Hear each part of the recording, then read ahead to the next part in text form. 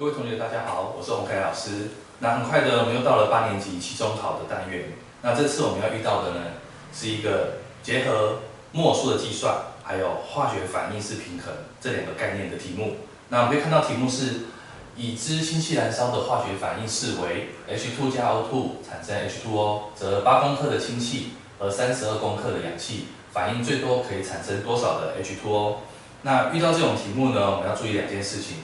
第一件事情是反应式到底平衡了没有？那第二件事情呢，就是我们这个反应物的里面呢有没有多的，还是有没有谁是少的 ？OK， 那我们先看这题题目呢，在箭头的左边，也就是反应物的部分，它的 H 呢有2个，所以代表2个氢原子。那反应后也是2个氢原子，这是正确的。所以一般陷阱都会比较出在后面这个氧的部分。我们可以看到箭头的左边呢，氧有2。对不对？它是2个氧原子，虽然它写 O2 是一个氧分子，但是我们自己在做计算的时候是把它算成2个氧原子。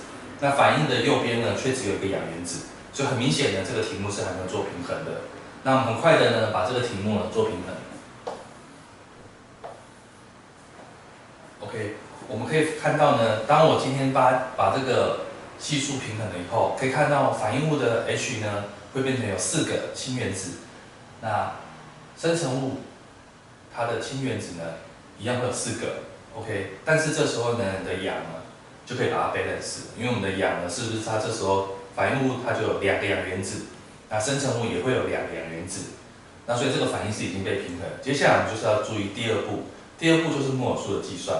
那我们可以看到呢，今天这个题目呢，它有8公克，所以我们就利用8除以氢，氢我们知道氢的原子量呢是1。那只是当氢气 H2 的时候，它分子量会变成2，所以当8除以4呢，8除以2是等于4。那至于氧的部分呢，氧的部分这一题题目给我32公克，我用32除以呢氧分子，我们知道氧原子它的原子量呢是16，那氧的分子它的分子量就是32。那我们32除以32，我们得到一个结果呢是1。那上下这2个呢，很重要的，在写完的时候要记得写单位，把它写上去。一个是4摩尔，一个是1摩尔。可是我们回到这个反应式来看，这个反应式呢，它需要的氢气呢是几摩尔？没错，是2摩尔。那氧呢？氧虽然前面没有任何的数字，可是我们可以把它看成，它是需要1摩尔的氧气。所以以这一题来讲呢，谁是多了？没错，氢气是多了，所以这时候我们要以少的为基准，也就是以氧为基准。氧只要1摩尔，那氢呢，它只需要2摩尔。所以这个4是不是很明显的呢？是比我们所需要的2还要多。我们其实只需要2摩尔，可它却有4摩尔，所以我们要以哪个为主呢？我们其实要以这个为主。当我的氢气跟氧气的摩尔数比是2比1。我就会产生多少的 H2O？